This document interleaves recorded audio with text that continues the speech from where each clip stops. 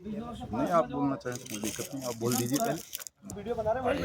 नमस्कार साथियों, आज हम सब लोग एकत्र हुए हैं उत्तराखंड के कोटद्वार शहर में। और कोटद्वार से लगभग 20 किलोमीटर की दूरी पे महर्षि कर्ण ऋषि का आश्रम, जिसे कर्णाश्रम के नाम से जाना जाता है। और यहाँ पर भरत जी का भी आश्रम है, जिनके नाम से कि हमारे देश का नाम भारत पड़ा।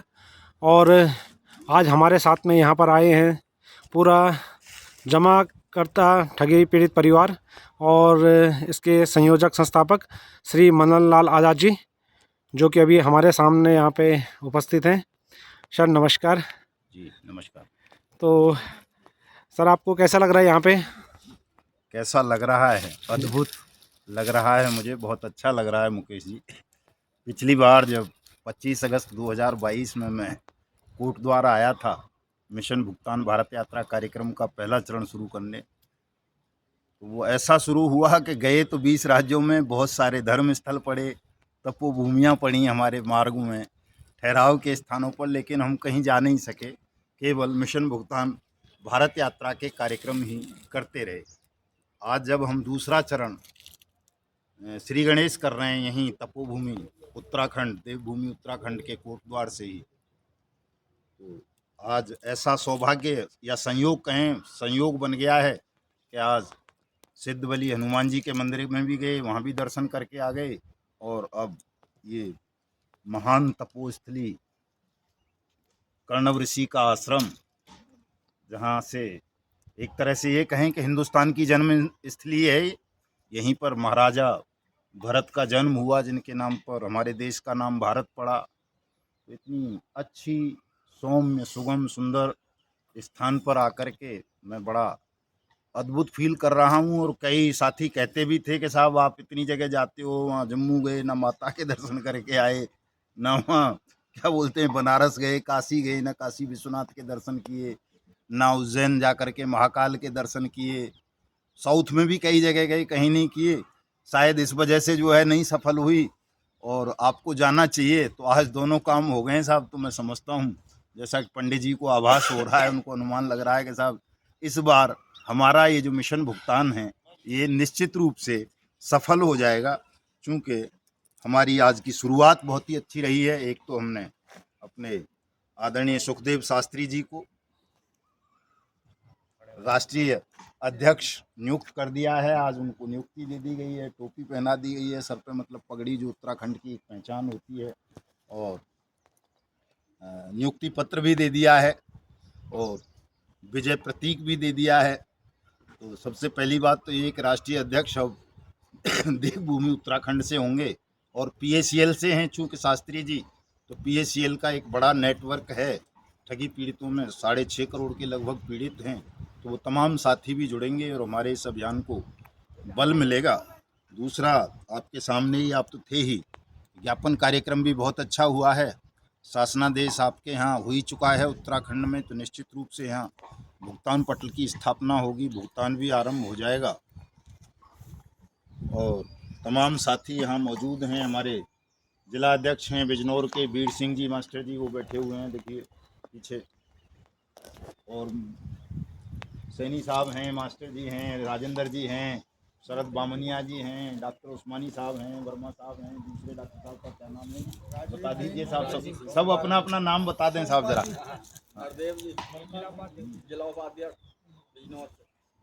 कैलाश कुमार जी, तो तमाम साथी हैं और तमाम, ये रामनिवास सैनी है, राजेंद्र प्रसाद कन्नौज से उत्तर प्रदेश, डॉक्टर सोमपाल राष्ट्र से, देवेंद्र बिजनौर से,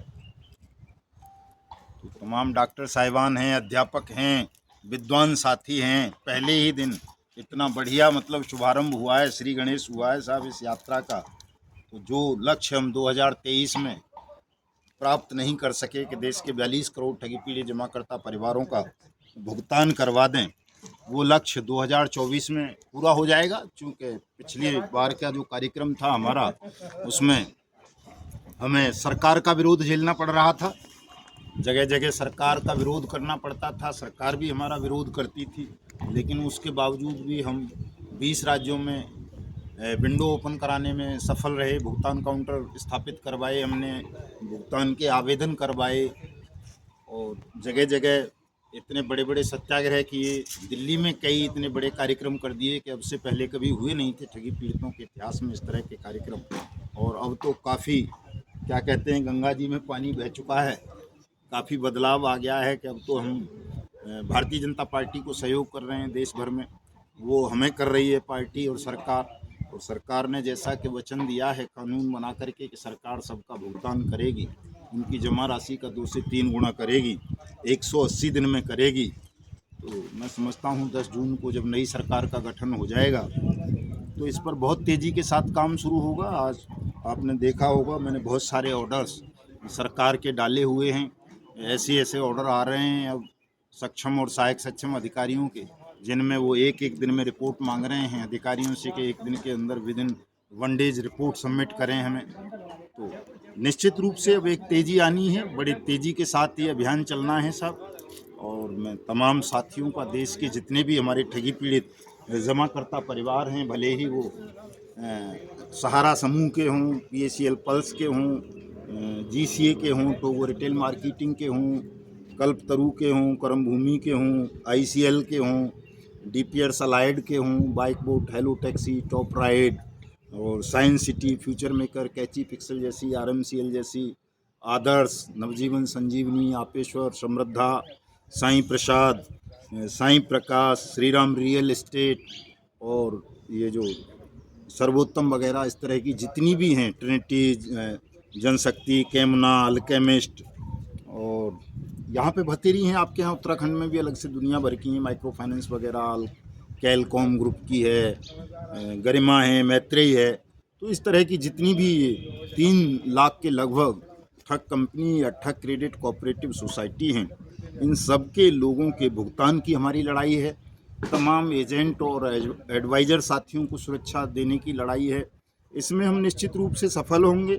और जो मुझे फीडबैक मिल रहा है कि कुछ सीनियर लोग जो बहुत ज़्यादा बड़े बड़े पदों पर रहे हैं, PACL में या सहारा में या रोज वैली में या KBCL में, समृद्धा में, साईं प्रसाद में, बड़ी बड़ी कंपनियों में, GCA वगैरह में, जिन्होंने हज़ारों लोगों को अपने नीचे जोड़ा और करोड़ों रुपए कमाया इन कंपनी से और क्रेडिट कोऑपरेटिव सोसाइटी से, वो आज हमारे इस आंदोलन को बिल्कुल भी सपोर्ट नहीं करते हैं, मिशन भुगतान को, जबकि उनको करना चाहिए। उनकी ये नैतिक ड्यूटी बनती है कि जिस तरह से उन्होंने विश्वास में लेकर के तमाम गरीब को, मजदूर को, किसान को, छोटे व्यापारी को, दुकानदार को, प्रोफेशनल्स को फंसवाया इन ठगों के जाल में, आज जब सरकार ने एक कानून बना दिया है, भुगतान की गारंटी का अधिकार दे दिया है, सरकार ने जिम्मेदारी ले ली है कि हम आपका भुगतान करेंगे सबका, तो उन तमाम सीनियर्स को बाहर आना चाहिए, इस मूवमेंट को, मिशन भुगतान को सहयोग करना चाहिए। कुछ साथी तो ऐसा सुझाव दे रहे हैं कि साहब अगर सहयोग ना करें तो इनकी भी हमें खिलाफत करनी चाहिए। तो मैं तमाम सीनियर्स को बता देना चाहता हूं, इस वीडियो के माध्यम से ये आह्वान करता हूं कि आप लोग जब तक इस आंदोलन से नहीं जुड़ोगे तब तक आप चैन की नींद नहीं सो पाओगे। ये ध्यान रखिए तमाम साथी, और इस आंदोलन से जुड़ जाओगे, तमाम लोगों को जोड़ोगे, मोटिवेट करोगे, ये बताओगे कि भुगतान की गारंटी का कानून बन गया है, भुगतान सरकार को करना है, तो आप सुख की नींद सो सकते हो, आपको सुरक्षा भी मिल जाएगी। नहीं तो आप देख रहे हो छत्तीसगढ़ में, मध्य प्रदेश में, यूपी में कई जगह ऐसा हुआ है कि जो है ब्रांच हेड थे, कोई कुछ था, कोई कुछ था, वो तमाम लोग आज जेल की सलाखों के पीछे बंद हैं। तो वो स्थिति ना आए जैसी कि ठग चाहते हैं, या जो उनकी रणनीति होती है कि हम सीनियर जूनियर को, निवेशक और एजेंट को आपस में लड़ाते रहेंगे, खुद आराम करते रहेंगे, लोगों के पैसे पर अय्याशी करते रहेंगे और हमारा कोई कुछ नहीं बिगाड़ पाएगा, ऐसा इस बार हम नहीं होने देंगे। बहुत सख्ती के साथ, बहुत तेज़ी के साथ हम अब इन सब के खिलाफ कानूनी कार्रवाई करेंगे, जो भी लोग अपने अपने उत्तरदायित्व का, कर्तव्य का निर्वहन नहीं कर रहे हैं। आज रात्रि विश्राम आपके यहीं कोट द्वार में ही करेंगे, चर्चा करेंगे, संगठन का पुनर्गठन करना है। क्योंकि शास्त्री जी अब राष्ट्रीय अध्यक्ष हैं हमारे संगठन के ठगी पीड़ित जमाकर्ता परिवार के, तो तमाम प्रदेश अध्यक्षों की सूची आज शास्त्री जी को सौंप दी जाएगी और जल्दी ही तमाम प्रदेश अध्यक्षों का एक बैठक आयोजित करेंगे ताकि संगठन को और मजबूत किया जा सके। विधिवत और संगठित रूप से, व्यवस्थित रूप से इस बार हम मिशन भुगतान भारत यात्रा कार्यक्रम को चलाएं और प्रयास ये रहेगा कि विद इन 6 मंथ, 6 महीने के अंदर अंदर हम उन तमाम स्थानों पर चले जाएं जो पिछली मिशन भुगतान भारत यात्रा कार्यक्रम के वक्त हमसे छूट गए थे या हम वहाँ जा नहीं सके थे। उन तमाम स्थानों पर जाएं जहाँ भुगतान पटलों की स्थापना नहीं हुई है, वहाँ भुगतान पटल स्थापित करवाएं। जहाँ भुगतान पटल खुल चुके हैं वहाँ तमाम लोगों का भुगतान करवाएं। आदेश आ गए हैं, आज ही एक वाराणसी का आदेश आया है, वाराणसी डिविजनल कमिश्नर का पीएमओ के निर्देश पर ही आया है, वो बहुत अच्छा है। मैं अभी उसको लगाऊंगा फेसबुक पर, तमाम साथी पढ़ें उसको। तो अब उत्साह का समय है, जागने का समय है, उदासीनता को त्यागने का समय है। अब ऐसे वक्त पर भी आप उदासीन हो गए तो साथियों आपका भला कोई नहीं कर पाएगा, चूँकि आम चुनाव का समय चल रहा है। इस वक्त आप सबको एक्टिव होना चाहिए, सतत निरंतरशील रहना चाहिए, संघर्षशील रहना चाहिए, ताकि सरकार, विपक्ष के लोग तमाम हमारे इस गंभीर विषय को समझें, गंभीरता से लें। बड़े दुख की बात है साहब कि 42 करोड़ ठगी पीड़ित होने के बावजूद कोई भी पॉलिटिकल पार्टी इस विषय पर मुंह नहीं खोलती है। सबके मुंह में दही जम जाता है और हमारे पीड़ित भी एकत्र नहीं हो पाते, एकजुट नहीं हो पाते।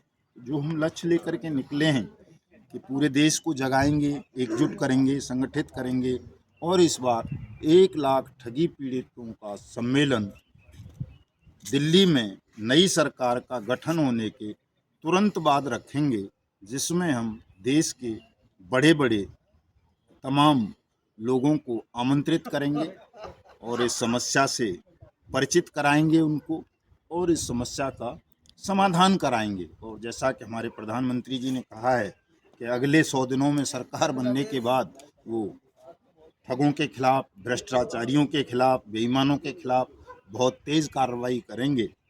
तो उस कार्रवाई को हमें बल देना है। जितना तेज़ी से प्रधानमंत्री करना चाहते हैं उससे भी 4 गुना तेज़ी के साथ हमें ठगों के खिलाफ कार्रवाई करवानी है, सक्रियता दिखानी है और जो काम पिछले कई सालों में नहीं हुआ लोगों के भुगतान का, उस काम को वर्ष 2024 में करवा कर 2025 में हमें अपने पावन पवित्र हिंदुस्तान को ठगमुक्त, बेईमान रहित राष्ट्र राज्य के रूप में स्थापित करने के लिए आंदोलन चलाना है। तो बहुत बहुत धन्यवाद तमाम साथियों का और जुड़िए आप तमाम साथी। कल मिलते हैं देहरादून में। जय हिंद, जय भारत।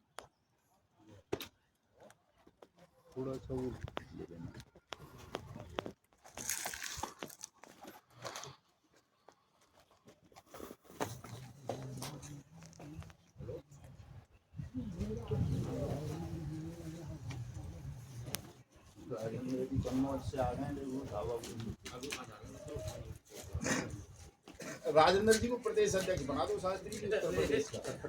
हाँ, सारे में घूमते रहेंगे या मास्टर जी को बना दो। चारों को आधा हमारा मंडल ही नहीं संभला। मंडल पूरा दबाव में जितने कार्यकर्ता निष्क्रिय पड़े हैं, कोई किसान यूनियन में पहुंच गया, कोई कहीं पहुंच गया। आज कोई भी नहीं अपनी सक्रियता कोई कहीं नहीं भर गया, किसी आंदोलन में जाने के लिए तैयार नहीं होता। लगातार काम कर रहे हैं तो हम देव दर्शन भी करवा दो साहब।